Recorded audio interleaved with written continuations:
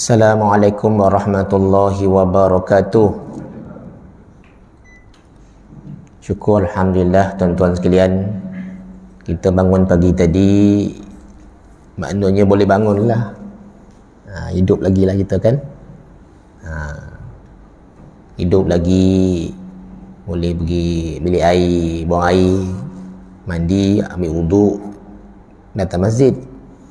Alhamdulillah ya. Ada orang dah mati lah kan. Tuan-tuan, saya tak tahulah besok ke, sekejap lagi ke, lepas makan nasi ke, tak tahu. Alhamdulillah lah. Syukur. Selawat dan salam jangan lupa kepada Nabi Muhammad sallallahu alaihi wasallam. Kadang-kadang kita lupa selawat, termasuk saya juga kan. Kojo kan. Mana ada selawat? Ada selawat time sembahyang kan lah. Kojo kan, lupa selawat. Naik motor pun lupa selawat, naik kereta lupa selawat, semua lupa. Tanpa sebab pun tak tahu kan. Belum cerita zikir lagi, semua lupa. Agaknya makan banyak, agaknya lupa habis. Jaga. Baik, sebelum saya bicara pasal hadis Nabi SAW, satu benda penting dalam bulan Syawal ni tuan-tuan sekalian ialah satu amalan yang besar ganjaran dia. Walaupun besar ganjaran, kita kena buat ikut dia punya SOP yang betul. Apa dia tu? Puasa 6 Syawal. Kan? Jangan kita puasa 6 Syawal sekadar nak habis 6. Jumpa orang, aku dah raya dah. Kita jangan macam tu tuan-tuan. Kita, saya sendiri pun nak habis copek ya kan. Tapi tak jaga adab-adab puasa 6 Syawal. Puasa tapi mengumpat teruk juga. Tak nak macam tu. Sahur tak nak bangun. Tak payah sahur lah. Sahur lah, ambil berkat 6 Syawal tu. Jaga. Lepas tu tak jaga masa puasa 6 Syawal, solat pula tak jaga. Solat fardu tak jaga. Solat kadang-kadang zuhur tak ke mana, asar tak ke mana, puasa 6 puasa. Tak konolah puasa 6 tu. Ganjarannya besar tuan-tuan sekalian. Selepas kita puasa Ramadan hari tu, teruk kan. Ramadan tu kita puasa hari-hari boleh, tak masalah pun. Nak buat 6 Syawal, itu yang payah. Sebab ganjaran Allah bagi seperti puasa setahun. Kita tak boleh puasa setahun. Itu sebab barik nak buat puasa 6. Tak semua boleh buat puasa 6 ni. Remaja ke apa ke payah. Jaga puasa 6 tuan-tuan. Siapa buat hari ni memang tak lepas lah kan. Dia kena buat hari Rabu yang lepas, Bongam atau hari Khamis. Bongam 6 Syawal. Tuan-tuan jaga kan 6 Syawal ni. Bagi perempuan pula, bagi perempuan, kadang-kadang saya beritahu lah isteri saya juga kan, qada lah dulu. Puasa qada lah kan. Dalam puasa qada tu adalah pahala puasa 6 Syawal. Kan. Sesiapa yang puasa qada, dia tak boleh buka sewenang-wenangnya. Pukul 12 lapar buka, tak boleh. Sebab dia qada. Kecuali mudarat, dah memang dah nak mati juga ataupun dah teruk warna sakit, maka bolehlah buka. Tapi kalau puasa sunat 6 Syawal boleh buka sebab dia sunat. Tak boleh sewenang-wenang buka. Tak boleh. Sebab dia puasa ganti wajib. Sebelum mati mesti selesaikan qada tu. Kalau kita lelaki tinggal semayang, sebelum mati kena qada semayang tu. Walaupun tak ingat dah berapa lama tinggal. Qada ialah mana yang ingat. Sebab kita terhutang dengan Tuhan. Benda wajib ni penting. Yang sunat-sunat ni option, pilihan tuan-tuan sekalian. Tuan-tuan tak buat keberatan pun tak apa sebenarnya, tapi itu tambahan. Jaga sembahyang fardu tu di tepat masanya, khusyuk baik-baik. Sembahyang jemaah kat mana? Kat masjid. Macam itulah. Habis ya puasa 6 Syawal. Jadi perempuan, itulah kaedahnya. Ganti je lah. Bagi lelaki pula, tak habis-habis pula 6 Syawal. Bila nak habis ni? Banyak hal lah dia tu. Makanlah apalah, tak larat lah. Lelaki saya jumpa kadang tak habis lagi. Hari ni pun ada yang tak habis lagi. Sabtu Ahad seolah-olah tidak boleh puasa. Memanglah jemputan banyak tuan-tuan sekalian. Tak pergi tak boleh. Itulah dia punya cabaran 6 Syawal. Teruk tuan sekalian, puasa Isnin Khamis tak teruk benar bagi saya. Tapi puasa 6 Syawal ni nak menghabiskan 6 sebab dia ada dia punya standard SOP dia, iaitu mesti 6, 5 tak jadi. Macam itulah. Baik. Tuan-tuan, dalam satu hadis Nabi SAW, saya rasa hadis ni kita dah dengar banyak kali dah tuan-tuan sekalian, tapi amalan ni orang tinggalkan. Nombor satu yang Nabi sebut ni mudah sangat, tapi benda ni orang dah tinggalkan, orang tak buat mana. Nombor 2, ramai yang tinggalkan. Nombor 3, tak ramai yang boleh buat, tapi boleh, tak semua yang boleh buat. Yang keempat, lagi susah nak buat. Sebab di hujung hadis ni Nabi sebut, masuklah syurga dengan sejahtera. Bila kita buat empat ni atau sebahagian daripada empat ni.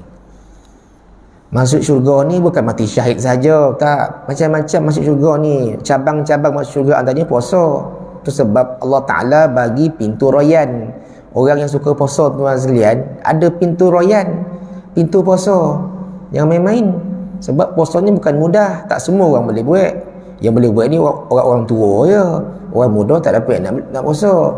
Bila orang muda boleh puasa tuan-tuan sekalian Isnin Khamis, maka Allah balas dia dengan masuk syurga pintu royan, pintu untuk orang yang suka puasa. Macam tuan-tuan lah kan, bangun malam payah agak puasa kan, dapat masuk syurga dengan pintu royan. Baik, pertama tuan-tuan sekalian, ini dalam hadis dalam bahasa Melayu ya, Nabi kata yang pertama sekali, masuklah syurga dengan aman apabila buat yang pertama, iaitu menyebarkan salam. Tuan-tuan, sebar salam ni orang tak buat dah, tinggal kan. Mana ada orang nak bagi salam ni, tak ada. Tuan-tuan pergi masjid, ada bagi salam kat luar? Tak ada. Tuan-tuan saya tak pastilah sampai masjid dia bagilah salam kan. Assalamualaikum Tuan Haji, okeylah. Assalamualaikum Imam, Assalamualaikum Pak Haji, bagilah salam. Ni soalnya ya kan. Masuk rumah pun tak bagi salam, tekan loceng, kotuk pintu sebelum tu bagilah salam. Assalamualaikum, bukalah pintu, okeylah, bagi salam pun tidak. Dekat pejabat lagi cerita tak ada, kat pejabat kat mana-mana lah tuan-tuan sekalian pun tak ada bagi salam. Dan Nabi pernah bersabda tuan-tuan sekalian, tanda-tanda kiamat antaranya ialah orang memberi salam kepada yang dia kona saja. Yang kona pun tak bagi salam, bayang betul tuan-tuan sekalian, bodoh ni telah jauh daripada sistem Nabi SAW kan. Kita kalau pergi mana-mana kita bagi salam ke orang yang kita tak kenal, tuan-tuan, itu bagus tau. Kadang-kadang saya pernah, kadang-kadang saja kan pergi musafir, pergi masuk R&R, bagi salam ke orang tu, Assalamualaikum. Terkejut lah dia, pahala ni, awak siapa? Jawablah dulu. Manusia ni jawablah dulu, awak siapa ni? Tak pernah kena pun. Iyalah, saya bagi salam je. Salah tak salah ke? Tak salah, terkejut saya. Memanglah terkejut. Cuba jawab dulu. Allah Akbar. Yang paling dahsyat, dekat masjid surau lah, tak ada bagi salam. Salam pun tak nak lah. Walaupun dah dibenarkan salam macam ni, pun tak nak lah. Salam je lah kan. Kalau tak takut benda tu berjangkit, balikkan basuh tangan macam tu lah. Salam. Gitu. Salam ni pun sunnah Nabi. Bila dah dibenarkan pun tak nak ya. Bila tak dibenarkan susah, salam tak boleh, ni tak boleh. Salam ya tuan-tuan sekalian. Salah dia. Baik, ulama kata elok kita menyebar daripada menjawab. Sebar lebih baik daripada banding menjawab. Elok menyebar daripada menjawab. Apa arti dia? Kita jadilah penyebar. Bila kita sebar, ada orang jawab. Kalau tak sebar, tak ada jawab. Tuan-tuan sekalian, diam ya, sebarlah. Macam sekolah memang bagi salam. Kita dah didik budak. Awak nanti jumpa cikgu, bagi salam. Baik ustaz. Kita didik budak bagi salam. Tu sebabnya budak-budak ni bila jumpa cikgu, Assalamualaikum cikgu, Assalamualaikum ustaz. Jadilah kat sekolah, kat luar sekolah lantak dia lah. Mungkin dia tak bagi salam kot, sebab bukan sistem badan dia. Kat sekolah kita dah paksa, bagilah salam. Masuk bilik guru, bagi salam. Masuk pejabat, bagi salam, saya kata. Bila kelas, bila cikgu masuk, bukan kau bagi salam, cikgu bagi salam. Betul kan? Saya kata, Sebab dia punya SOP bagi salam yang sempurna, yang sikit bagi salam yang ramai, yang berjalan bagi salam yang duduk. Itu yang tepat. Budak-budak ni bila kita masuk, dia bagi salam tak tepat. Kita betulkan. Saya bagi salam, awaklah jawab sebab saya masuk rumah awak. Oh, bangun semua, kata ketua kelas. Saya masuk. Assalamualaikum semua. Waalaikumsalam. Duduk. Settle. Kita penyebar 40 jawab. Tuan-tuan bayangkan, dia doakan kita doakan dia. Sebab salam ni doa. Kalau pula doa ketika hujan turun, kita bagi salam ketika hujan turun, waktu yang makbul. Ketika ketika lepas sembahyang fardu atau waktu-waktu yang makbul, kita keluar sembahyang maghrib kan, Assalamualaikum Tuan Haji. Itu waktu makbul, kita doakan dia. Mudah tak benda tu kan? Mudah, tapi orang tinggalkan. Okey. Tapi jangan warak sangat terlampau alim bagi salam tempat-tempat yang tak kono. Mana tempat yang tak kono? Ketika orang dalam tandas, jangan bagi salam. Assalamualaikum, copeklah. Yang dalam pun warak juga jawab Waalaikumsalam, sama warak kan? Jangan jawab. Ada tempat-tempat tak perlu bagi salam. Kita menghormati dia punya kesucian salam tu kan. Saya ingat lagi saya masa pergi haji, maaflah cerita haji ni kan, 2018 sampai belum pandemik lagi kan.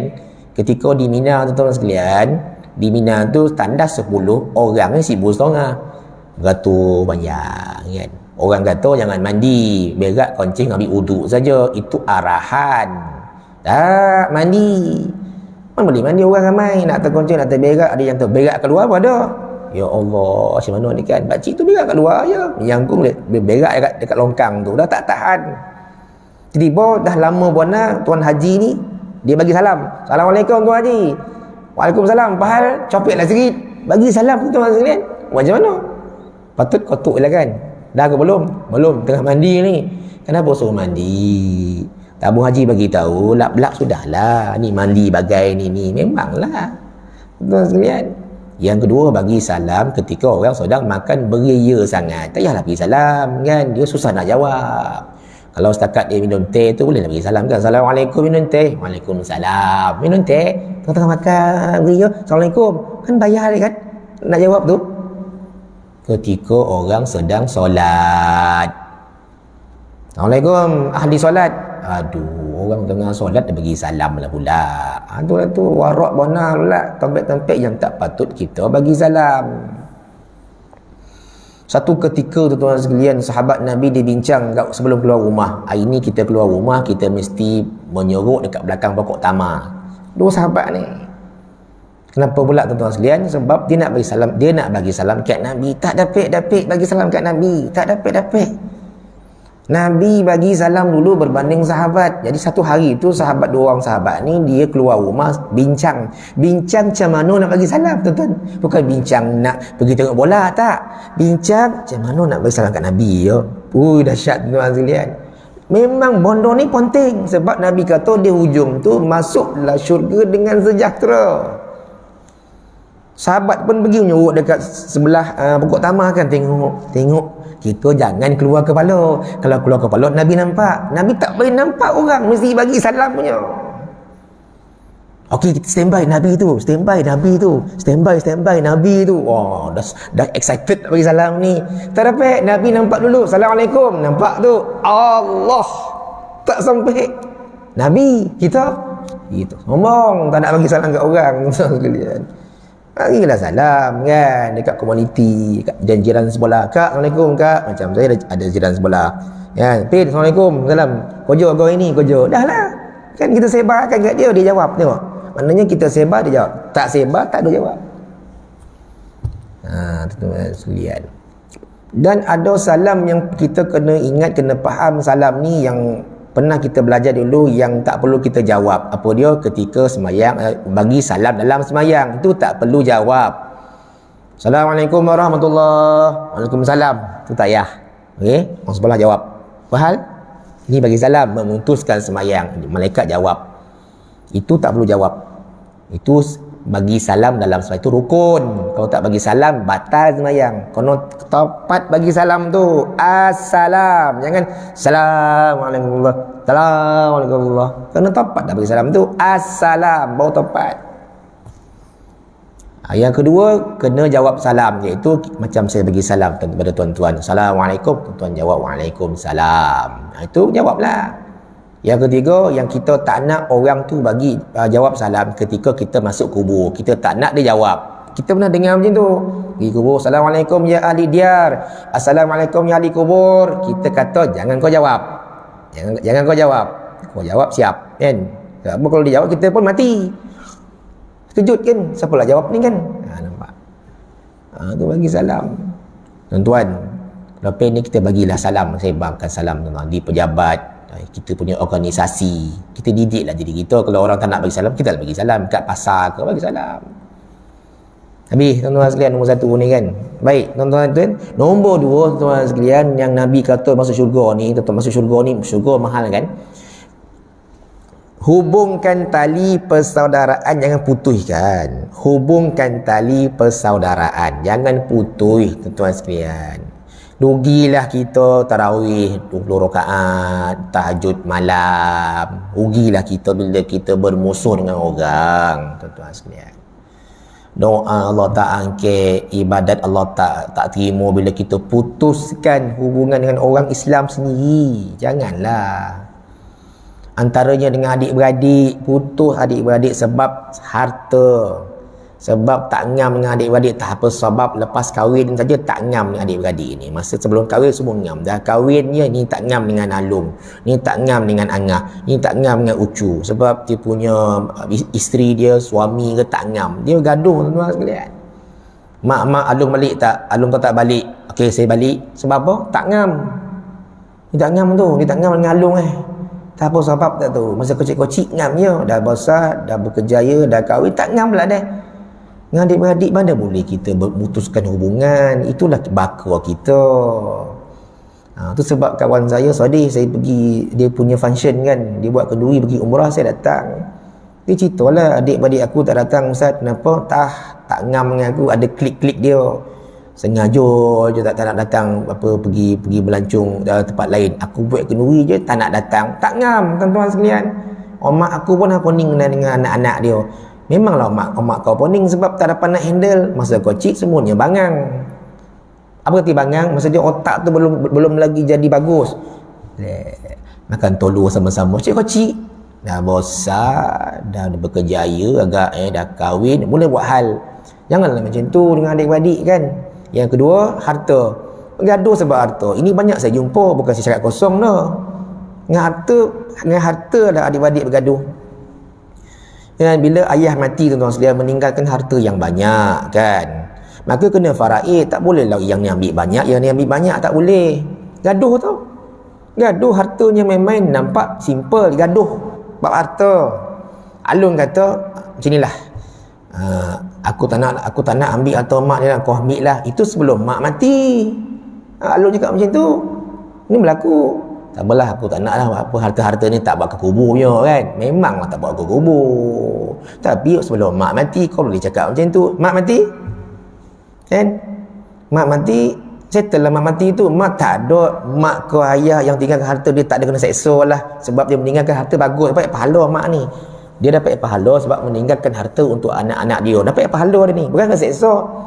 Ini silap kita kata kena seksa lah mak ayah sebab apa anak-anak bergaduh. Siapa kata kena seksa? Dia meninggalkan harta bagus, yang tinggal ni yang buat hal bergaduh pasal.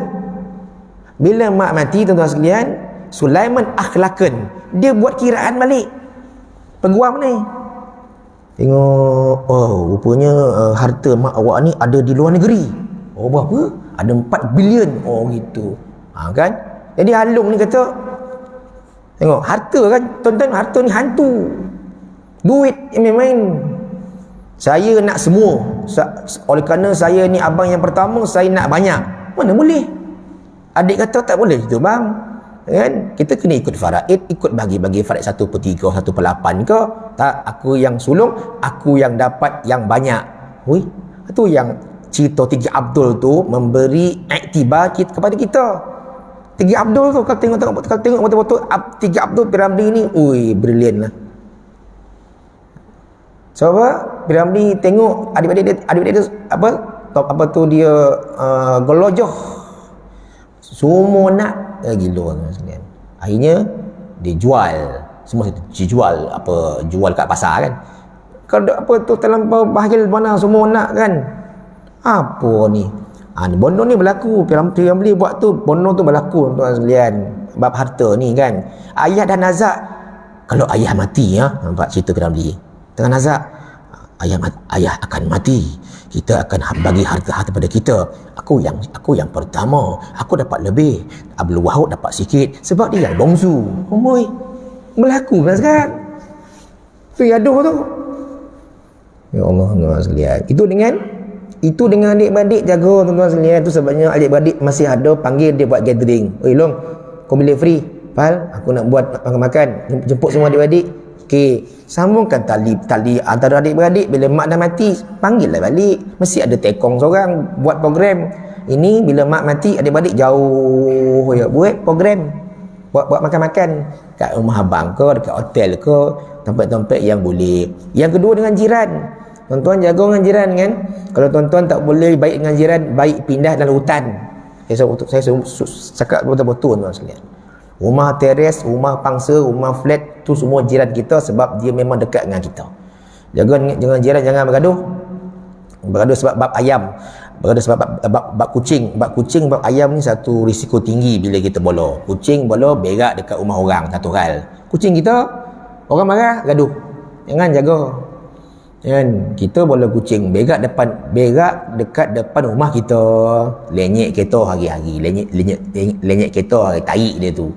Kita tahu tu kucing jiran. Sabar. Tak nak gaduh ni. Kan, kalau marah masuk grup lorong. Kucing siapa ni? Mandai berak, jaga tak pandai, bola pandai, gaduh. Risau siapa yang bela kucing. Lagi kucing yang ada letak kat leher ni ada nama ustaz. Bayang. Dia ting. Ni kucing sebelah. Ini warna kelabu. Ni rumah sebelah, kita tahu kan. Saya ingat lagi kucing yang datang rumah saya tu nama ustaz, nama pun ustaz tu. Pergi rumah ustaz. Macam mana lah kucing nama ustaz lah ni. Kan, dia mati pun depan rumah saya juga. Nama ustaz. Kenapa akak bagi nama ustaz? Dia baik bagi nama ustaz. Kalau dia ustazah betina, ustazah kata dah bagi nama ciki ke. Nama ustaz tu, telefon dekat pelangi tu ustaz juga tu. Terkejut kita. Ustaz juga. Tu dekat telefon tu kan. Apa nama tak? Jaga tuan sekalian, jiran ni. Di taman ayam tak boleh bolong, itik tak boleh bolong. Jadi kena ikutlah peraturan. MPKJ kata tak boleh dia bolong ayam. Jiran sebelah tak suka. Tak boleh. Kita ni ikut kepala sendiri saja. Tu kawan saya dia buat rumah dalam hutan kat Ulu Beranang tu rumah dia. Dia tak boleh duduk. Dia kajian jiran dengan orang Melayu nak bergaduh je. Baik duduk dengan jiran Cina India settle. Saya duduk dengan jiran Cina settle je. Relax, tak ada nak ada gaduh dah. Orang Melayu sikit tak boleh. Masuk sikit pokok rambutan sikit je panggil peguam. Ni yang leceh ni. Kan? Patutnya bila masuk pokok rambutan masuk sikit tu, buah rambutan tu kau ambil lah. Tak, bukan ambil rambutan, ambil peguam. Gila kalian. Orang Melayu ni nak gaduh je sampai bila, sampai kiamat juga agak. Jiran je. Kan? Parking bersepah pun dia juga gaduh. Jiran tengok. Tuan-tuan parking dekat taman ni parking baik-baik kan. Nak parking depan rumah jiran bagi tahu. Bang, saya parking sekejap ya bang. Iyalah, bagi tahulah. Ni parking 4 hari. Handbrake tak tarik. Susah ha. Gaduh. Tuan-tuan jaga ya. Kita kalau mati dengan orang bermusuh lagi problem oh. Lagi pula kalau dia tak maafkan kita, aku tak maafkan kau, daripada dunia sampai akhirat. Ya Allah, takut jaga tu dengan jiran tu. Okey? Dan dengan jemaah masjid, jemaah surau ni pun sama gaduh ni. Putus. Aku tak suka lah imam tu. Pasal nyampah la ilaha.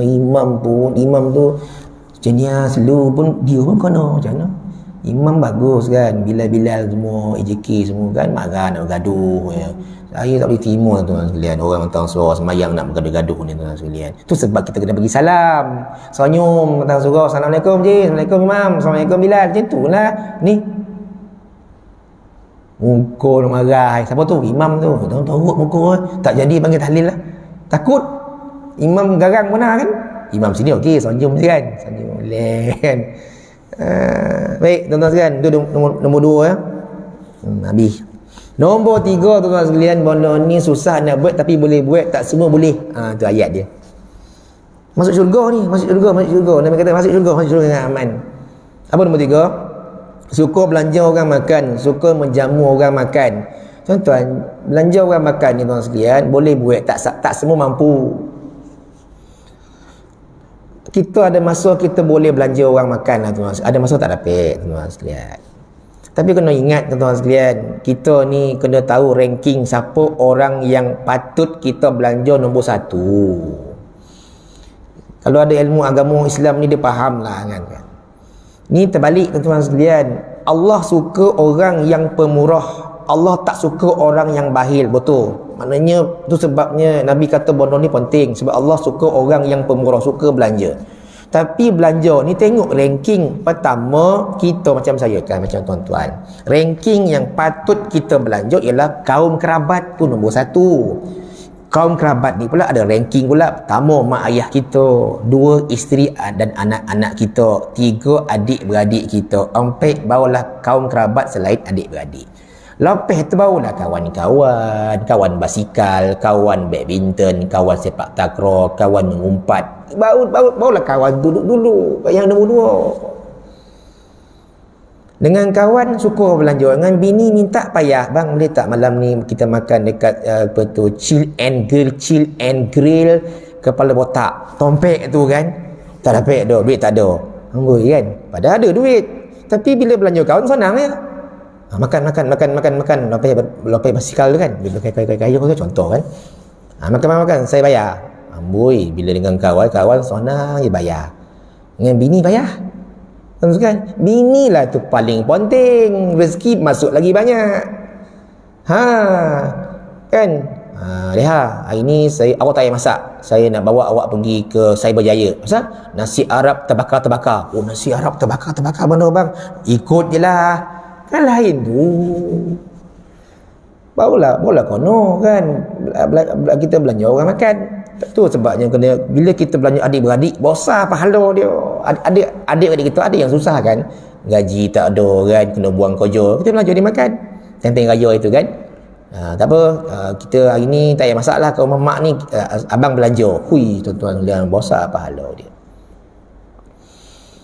Tuan-tuan, kita tak boleh buat macam orang buat open house tuan sekalian. Open house tu tinggi belanja. Hari tu saya pergi open house kawan saya dekat Kesuma. Ini pun pergilah. Memanglah bila Sabtu Ahad ni kan masuk mesti open house pergilah. Saya pergi tuan-tuan sekalian. Catering tu catering kawan saya juga. Kau kat sini ke? Saya tanyalah catering tu, berapa kau ambil ni? Satu kepala RM13. Oh, RM13. Okey. Berapa dia order kat kau? 800 orang. 800 orang dalam 3 boleh. Langsung saya kira. Mak hampir 10,000 tau. Kita mampu ke? Tak mampu tuan sekalian. Dia mampu tu dia punya hal. Pahala kat dia banyak sebab belanja orang makan. Kita tak mampu kan? Cukuplah sekadar tuan sekalian. Contoh ya. Ada budak tu pergi kedai. Dia beli coklat harga RM2. Tidak bayar, kita pun kata, "Dik, tak payah bayar dik, abang bayar." Abang bayar? Alhamdulillah. Tuan-tuan, RM2 kan? RM2 tu di sisi adik tu dia tak kisah. Tak kisah kan? Dia kejut dia, aduh bayarlah RM2. Tapi di sisi Allah Taala, Allah suka orang yang pemurah, maka syurga balasan. Walaupun RM2. Tolong bayar. Dik, saya bayar, abang bayarlah. Okey. Sukalah dia macam budak balik sekolah kan, beli aiskrim kan. Kita tengok. Bang, budak-budak tu beli, saya bayar semua. Berapa semua? RM10 dia, saya bayar. Itu juga kata Nabi belanja jamu orang makan. Senang. Kan nak buat open house tak boleh tu sekalian. Ikut kepala. Nak masak tak mampu pula. Nak buat open house duit tak ada. Nak masak bini pula tak sonang. Apa macam mana nak buat? Kan pergi kedai makan kan, macam kawan-kawan, ada kawan-kawan saya buat macam tu, dia suka macam tu. Pergi kedai makan, dia kata pergi kaunter, bang, meja ompek tu dia makan apa? Dia makan apa tu, kaki kambing tak lah, mahal. Baik, meja 6 tu makan apa? Roti canai, sekoping, teh tarik. Saya bayar. Dan diam sudah lah kan. Apa masalah dia? Tu nak payah jambu orang makan. Kan, saya satu ketika tuan sekalian, saya bawa anak saya makan dekat Beranang nak balik kampung kan. Saya makan dekat seafood mana tak Beranang, saya berhenti tuan sekalian. Saya kata ini kalau makan anak beranak mau 100 lebih 200 kan. Kalau makan dengan keluarga memang beratus lah kan. Macam-macam dia ambil kan. Ambil itulah, ambil ni. Saya kata dah kira-kira banyak lah ni. Air tu, air ni. Mana air ni, mana ada main. Tak ada lah. Mana air katira lah apa lah kan. Tengok ini berapa agak ni. Saya kata Abi tak makan ke? Tak makan. Kenapa saya tak makan? Nak save duit. Ayah ni, macam tuan-tuan ayah ni, dia banyak berkorban. Kadang-kadang tak nak makan, kadang-kadang dia diam, yang dia tak ada duit, baju pun tak boleh. Itu pengorbanan ayah macam tuan-tuan ni. Tak apalah, saya punya baju tak payah belilah, anak-anak dengan bini. Pengorbanan ayah yang main-main, walaupun nampak sempoi tapi dia berkorban. Kan makan tak nak, beli baju tak nak. Sebab apa? Nak save duit bukan ada benar pun kan. Kita makan ke tak?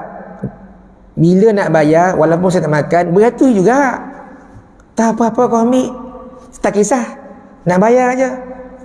Berapa? Cik, tak payah bayar. Tak payah bayar?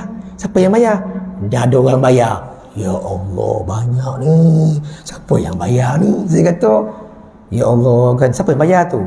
Tadi tu abang tengok ada pakcik tua kan, dia buat bini gomok. Dia naik motor C70 tu, dia bayar. Dia ke bayar? Saya jumpa dia tadi, bagi salam kat dia, salam dengan dia. Dia bayar. Ya Allah, tak sampai jumpa pakcik tu, dah tua, dia dah tua benar tu, dah tua, adik si badan besar, naik motor C70. Dia salam saya dulu. Dia salam saya, salam kan? Saya pun salam lah. Rupanya dia bayar. Ya ilah Allah. Cakap dengan anak, tengok kau makan, orang bayar tau. Kan? Bukan bermakna duit habis selamat, tak. Maknanya orang tolong bayar, kau nak bersyukur. Kau makan dah lah tak habis. Order punya banyak, tak habis lah tu. Membazir. Lain kali kau order kongsi 2 orang. Budak-budak ni suka order tak habis kadang-kadang. Tu yang saya geram tu. Tak naklah kita ni membazir-bazir, beli sarapan pagi, lepas tu tak nak makan. Apa kau nak makan ni? Beli sarapan tak makan, beli tengah hari tak makan, alas tak payah makan. Kau nak makan kau pergi beli, settle. Membazir. Tuan-tuan, jadi belanja orang makan. Yang ke ompek tuan sekalian, ni lagi susah. Saya ngakulah saya tak dapat nak buat benda ni tuan sekalian, minta maaf lah kan. Tuan-tuan buat kan. Nama ompek tuan sekalian, ini antara amalan sunat yang terbaik selepas sembahyang fardu. Ni amalan yang terbaik, iaitu kata Nabi, bangunlah malam di saat orang lain tidur. Ni susah. Baik, kenapa susah tuan sekalian? Susahnya bila kita nak bangun pukul 3 pagi. Itu waktu yang paling bagus. Pukul 4, pukul 5, pukul 6 tu biasa orang bangun sebab nak ke subuh. Pukul 5 setengah orang tahajud, biasa, boleh. Pukul 7 lagi ramai orang bangun. Pukul 8 lagi bersepah kan. Pukul 3 boleh tuan-tuan. Pukul 3 pagi tuan-tuan sekalian, apa tu, suruh tahajud kan. Tidur pukul 2 boleh. Macam kata ustazah yang meninggal hari tu. Ada seorang ustazah, dia meninggal. Sebelum dia meninggal tu dia bagi nasihat. Dia kata, saya nasihat kat yang tinggal ni, dia guru agama, dia meninggal hari tu. Dia bagi wasiat terakhir. Dia kata, kita ni kan pertama sekali, lepas tu dia meninggal. Ustazah. Dia kata 2 perkara jangan tinggalkan. Pertama, dia kata Quran jangan tinggal. Dia kata bacalah. Yang kedua, bangunlah malam, tidurlah pukul seboleh, bangun pukul 3 kan. Tidur pukul seboleh, bangun pukul 3. Tidur pukul 2 boleh, payah nak bangun pukul 3. Tidur pukul seboleh. Lagi cun tidur pukul 10, bangun pukul 2, pukul 2.30 kan. Jangan tinggalkan dua ni. Inilah penting. Susah. Tuan-tuan sekalian. Qiyam nak senang ke payah? Sebab pukul 3 pagi sampai pukul 5 tu waktu yang bukan waktu puncak, di mana tak ramai yang minta pada Allah. Waktu lain orang minta, waktu sembahyang subuh ramai minta satu dunia, waktu zuhur pun ramai minta satu dunia pada Allah Ta'ala, asar, maghrib, isyak ramai. 3 pagi tak ramai yang minta. Itu sebab waktu tu waktu yang sangat mustajab doa. Sihamul lail, kata ulama, seperti busur panah yang ditarik, yang dilopehkan tepat. Maknanya orang yang bangun malam 3 pagi ke 4 pagi ini seolah-olah sihamul lail, seperti anak panah. Doa dia tu memang shoot tauih pada Allah. Tuk macam tu. Payah ni, bangun-bangun koncing, bangun-bangun tengok bola, bangun-bangun monong. Bukan mudah ni. Ada masa kepala poning je. Nak buat apa dah bangun pukul 3 ni? Nak buat apa ni? Padahal boleh je pergi bilik air tu. Susah. Setan ada berjuta pijak kepala kita. Oh, honyak je ni, ada honyak je ni, ada buat je ni. Tak jadi bangun tu. Nak pagi ni Liverpool lawan Real Madrid. Bayang. Kan? Ya Allah, ya Tuhan, ku menangkan Liverpool. Ya Allah, doa tahajud, bayang. Dahsyat tu dalam tahajud tu doa. Ya Allah, bagi kalah Real Madrid. Ya Allah, amin. Lepas tu tengok bola, jalan. Satu masa Ramadan tu orang nyemput saya suruh bawa qiyam, tuan-tuan sekalian. Saya tolak lah yang satu surau ni. Walaupun saya boleh je bawa qiyam. Tahun ni saya kata, minta maaf Tuan Haji, saya tak dapat nak bawa, takut tak terbangun. Pukul 3 saya suruh. Mana dapat saya nak bangun, tuan-tuan sekalian. Habis tarawih 10 lebih. Lepas tu ada memori, balik-balik pukul 2 boleh. Pukul 3 nak bangun, saya tolak. Tuan-tuan sekalian, tuan-tuan cakap senang lah kan, bawa qiyam je Ustaz. Kau cakap senang lah, aku susah. Sebab kita nak lead qiyam orang belakang. Kan, saya tolak. Tiba-tiba suruh sendiri pula, suruh Ustaz, imam jemputan malam pagi ni injured. Allahu Akbar. Tolonglah Ustaz, imam tak ada, minta maaf saya tak dapat dah, tak terbangun garang. Masalahnya bukan sebab semayang tu tak terbangun daripada rumah. Tolonglah Ustaz, mula-mula SU jumpa saya, tolonglah Ustaz, imam jemputan kita domam, Ustaz yang ada ni, aku tak nak. Lepas tarawih benda hari jumpa, Ustaz tolonglah Ustaz, tak ada orang ni, jemaah nak qiyam malam 23 Ustaz, malam ganjil Ustaz, tolonglah. Kau ni suruh aku tak terbangun payah ni. Yelah, aku cakap, yalah. Padahal hati tak terbangun garang ni kan. Kita dah ada pengalaman. Ingat senang tuan sekalian, kita nak bangun lead qiyam. Susah. Tuan-tuan kalau dipanggil lead qiyam, cuba tengok. Jemaah tak masalah. Yang nak lead qiyam ni payah. Saya balik, tuan-tuan ambil wuduk, tidur atas lantai, letak telefon macam-macam tuan sekalian. Pukul 3 lebih sebab dia suruh 3.30 kan. Tidur. Pukul 11 tidur. Kan? Bangun pukul 4-7 minit. Macam jemaah telefon, Ustaz mana ni tak bangun-bangun kau? La ilaha illallah, ya Allah Tuhan, pukul 3 pukul 4 sejam lewat, orang tunggu Ustaz. Itulah siapa suruh panggil aku qiyam. Kan, melompat masuk bilik air tuan sekalian, start motor terus buat muka tak malu kan. Okey, ini terus kita buat ya. Padahal dah lambat. Jemaah telefon tu 2 kali telefon. Allah, susah. Tu rupa habis qiyam tu sebagai tu dekat jemaah. Minta maaf tuan-tuan, malam tadi saya mimpi ada satu cerita 13 episod saya hero dia. Saya mimpi 5 jam tuan sekalian. 2 boleh, 1 2 3 4 5 jam mimpi. Bila nak habis cerita ni, rupanya saya mimpi tuan sekalian. Nak qiyam ni, waktu nak qiyam tu lah mimpi.